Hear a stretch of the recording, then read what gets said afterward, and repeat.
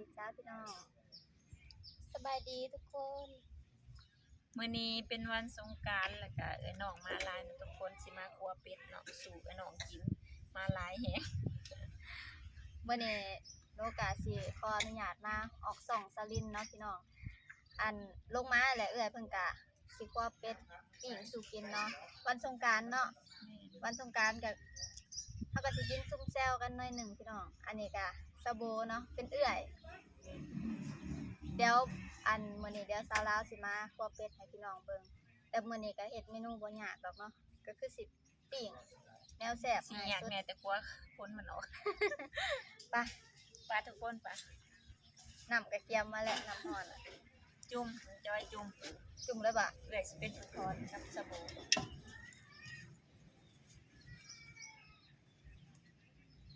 น้ำร้อนอยู่ทอนเสียงเฮิงเพราะว่าคนเพิ่นหลาย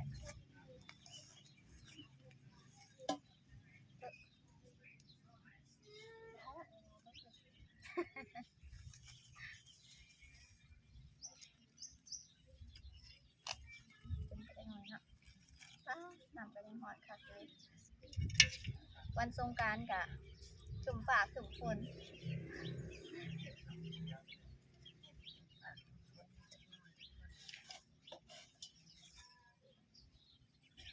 ถอนมันลงบ่ได้แต่ว่าเราต้องข้างเตาบ่ขนาดนั้นเด้ข้างว่าเนี่ยได้อยู่เอาเลย ได้บ่เอาตัวนั้นจุ่มก่อนเป็ดกระลายโตขนาดพี่น้อง2โต3โต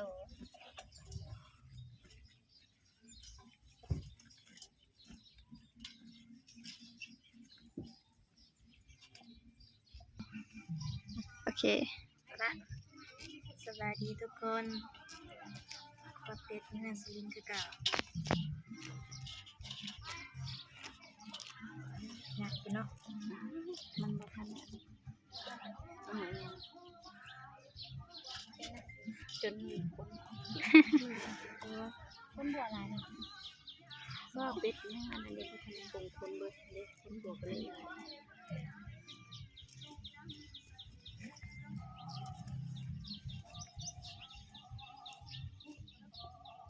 ก่อนอื่นก็ต้องถอนขนเผาอยู่อ่ะทั้งนี่นะต้องคอเนาะ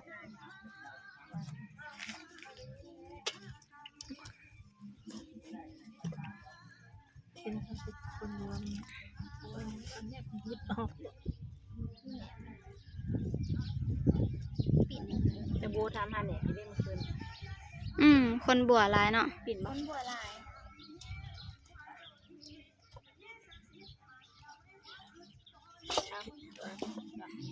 มันจะบุกมันเปิดเสียเพราะมันเตือนจอดเนี่ย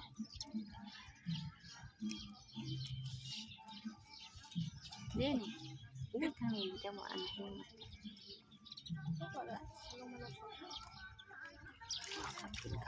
แล้วลงอีกครั้งหนึ่งเนาะ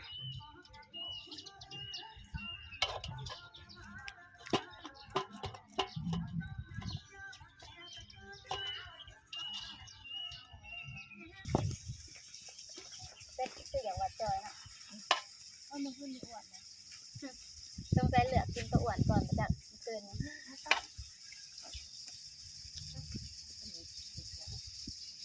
ลกขันก็ได้ออกไงตรงนี้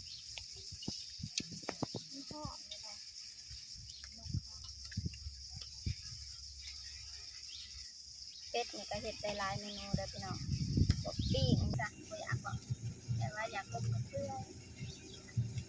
เขาเห็ดแบบนี้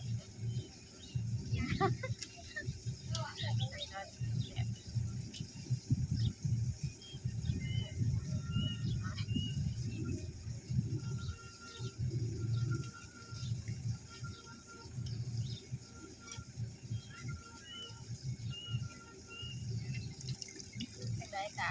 อย่าลืมฝากเป็นกดซับสไครต์ส่องใจเพื่อนเด้อพี่น้องฝากเป็นกำลังใจนะ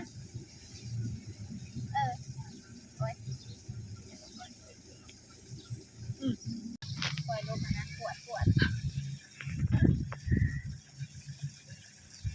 วยๆกันพี่น้อง ทอนคนเป็ดมันสิยากกว่าทอนคนไก่ หนักกว่าบ่ไก่พอยกว่า คนเพิ่นก็บ่หลาย ไก่บางโตวคนหน่อยนิดเนาะยิ่งเป็นไก่ตีแฮะกระเต็กเนาะคนแสนสุดเป็นหน่อยเนาะหาได้ดอกไม่ค่อยนาน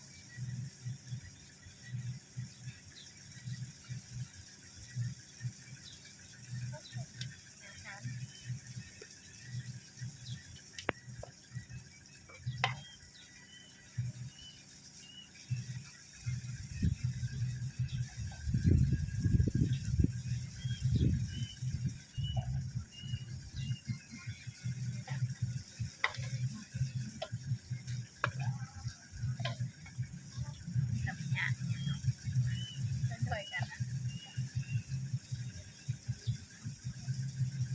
ฝั่งนี้ยังไม่เคยมา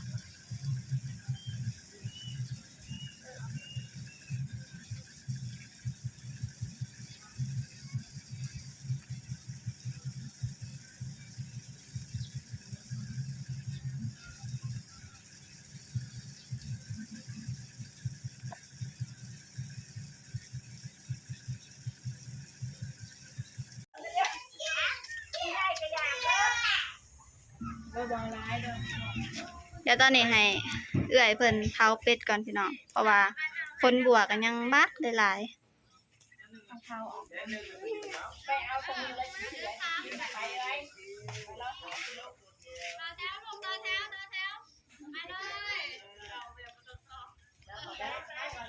ต่อเพื่อนแน่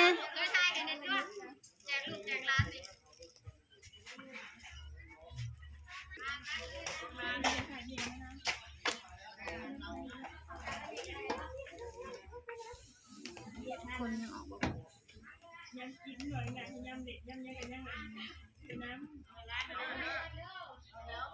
คนบัวหลายเนาะ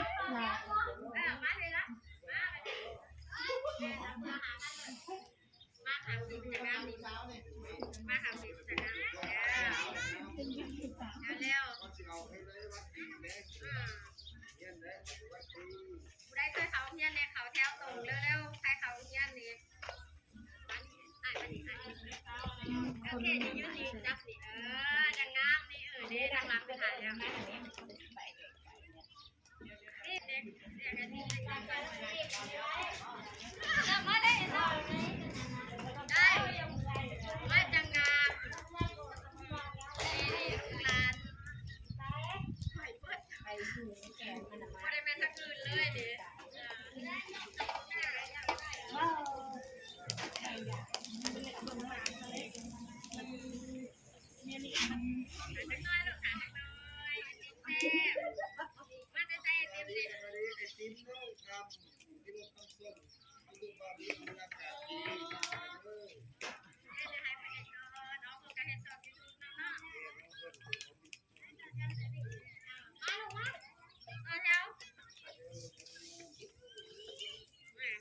คนบัวหลาย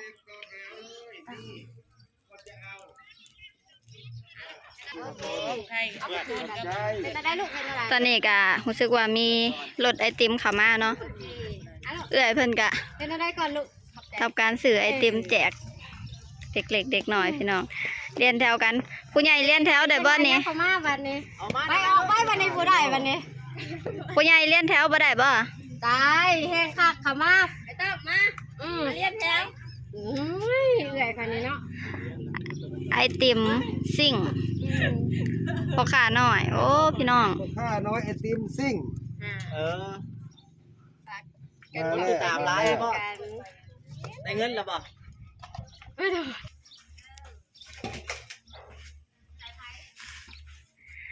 เจ้าหญิง สวัสดีทุกคนไปยิงเขากันมาถ้ากันมา แต่งตัวงามแฮงพี่น้องมื้อนี้แบบเป็นมื้อแบบรวมญาติเนาะแต่ละคนก็คือแบบโอ้จัดเต็มแฮง จนนั้นจะเต็มบ่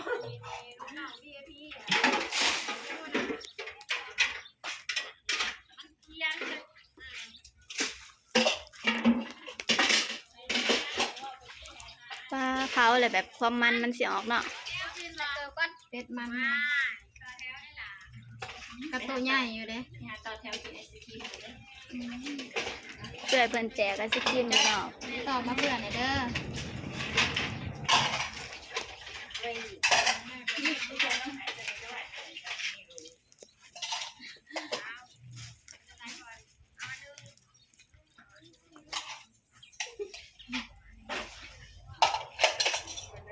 ต่อแถวเอาไอศครีมมา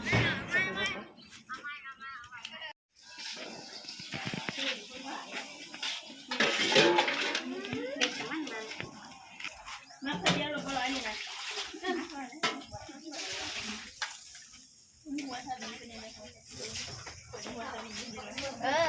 มาเป็ดทาบีตัวนี้บ่ได้ทาบ่บ่แล้วบ่ได้ทาของเอาเป็ดตัวนี้บ่มีบี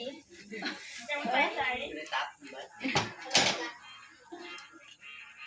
เดี๋ยวอันคนเนี่ยคนกันมักเป็ด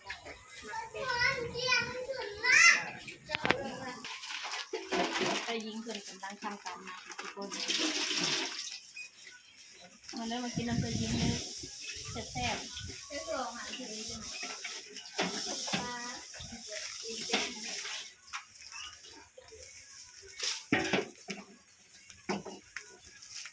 ใส่ลายเสียบลายพี่น้อง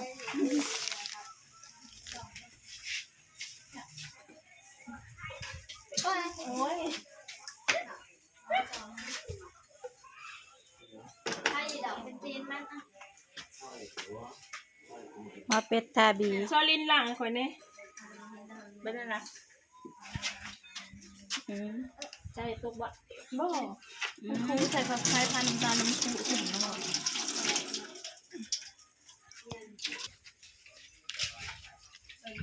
มาเป็ดทาบีสุดยอดเลยทุกคนแซ่บได้เอาเป็นพวง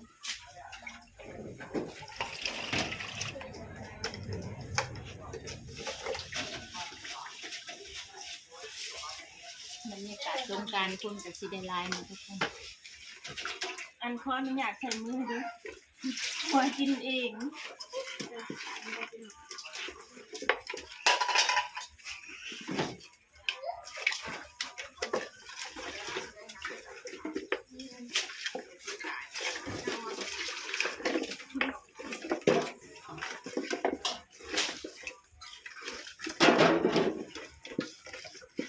กระดูกมือกระดูกมือ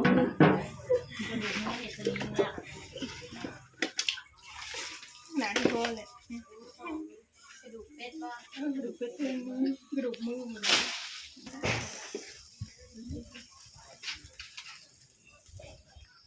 ใส่ใหม่ใส่บีซ้ำ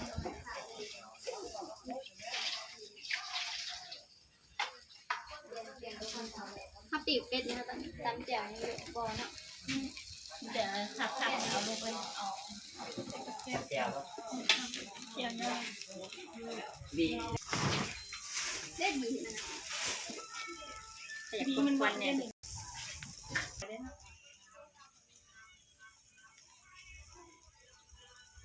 ถ้าน่ะจ้อไม่แตะเอาเปลี่ยนเป็ดนะเอาเปลี่ยนเป็นมันแกะออกยากเขาก็เอามีดพูดอันนั้นมันออกเลยมันเลยจึงเสร็จเลย เ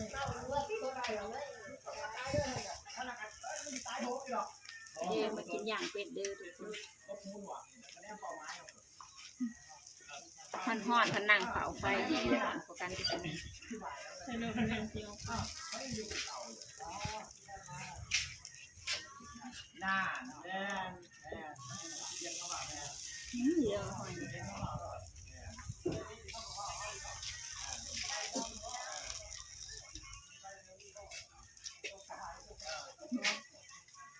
เขายิงกันมากเลย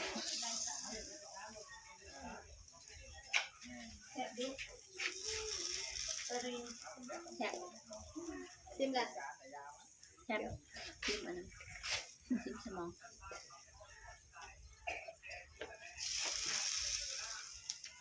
ข้าวอ่ะมันแบบสูงสดแต่หอนตัวไฟแบบ เออ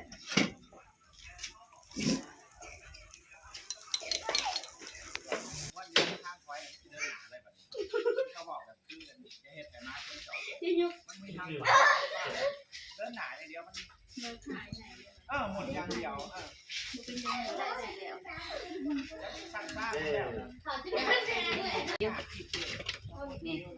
ตกจ้ะ จักเรือนจักไหนเนาะ สลินจะถือปีกคน ดำคือคนปีก จักเลี้ยงจักหมายขออนุญาตใส่มือ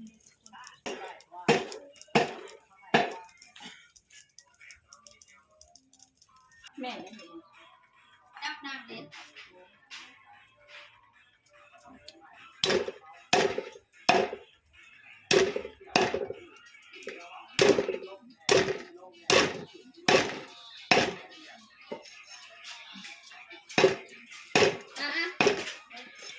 เอาเด็ดได้เลย บ่อันนี้พอเท่าเอา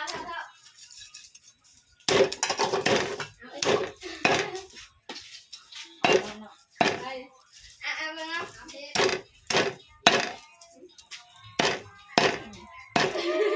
เต็มเลย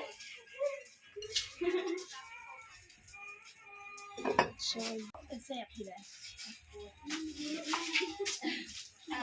อาจารย์มาซิมมาเลย เนาะหนาทีเดียวเนาะ อ้าวจับกล่องเลยนะ มันมาเลยแต่เจ๊บอกกันนั่นบ่ บ่เขาจะขอ ไปเด้อ ตั้งนี้มาบอให้เห็นมุมกล่องเขาเอิ้นเด้อมีถ่ายแล้วตั้งนี้มาก็ได้ไปอยู่มุมเดียวกันแต่บ้าง เยอะแล้ว หมดเยอะ บอกเหมือนกันเลย มึงปิ่งเลยได้ท ก็เลย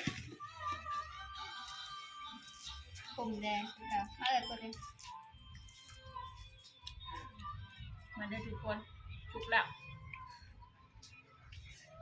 มาซิเบิ้ง แต่ยิ่งเป็นนักเนาะ ำเนี่ยเพิ่มมาเลยทุกคนกินน้ำกัน มันเป็นนัวร้ายไปละ ร้ายอยู่แต่พอใช้ร้ายจับได้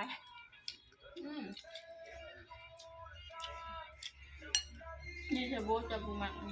มาทาดี นี่ตัวที่ชาบอก แม่นแบบ เพิ่มบริมาณนะ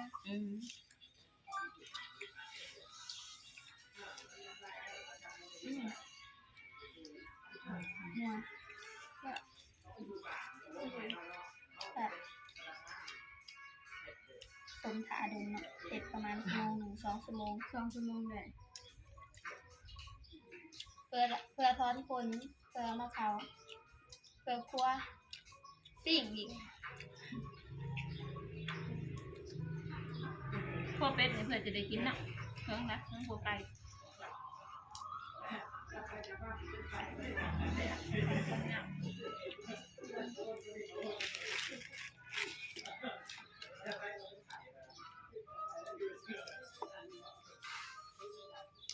แบบว่า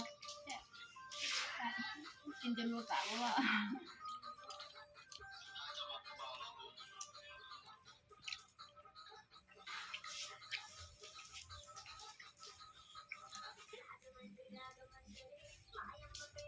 ครับพี่น้องเดี๋ยวสำหรับคลิปนี้ก็เดี๋ยวสิขอฝากคลิปไว้สำนี้ก่อนเนาะสำหรับผู้ใดที่มาคลิปแบบนี้ก็อย่าลืมฝากกดไลค์กดแชร์กดติดตามคอมเมนต์แล้วก็อย่าลืมกดกระดิ่งเพื่อแจ้งเตือน EP ต่อไปเนาะเดี๋ยวสำหรับคลิปนี้ก็เดี๋ยวสิขอตัวไปกินข้าวก่อนพี่น้องสิพาเอื้อยเพิ่นไปกินข้าวก่อนหิวข้าวเนาะเอาสำหรับคลิปนี้ก็สบายดีและสวัสดีจ้า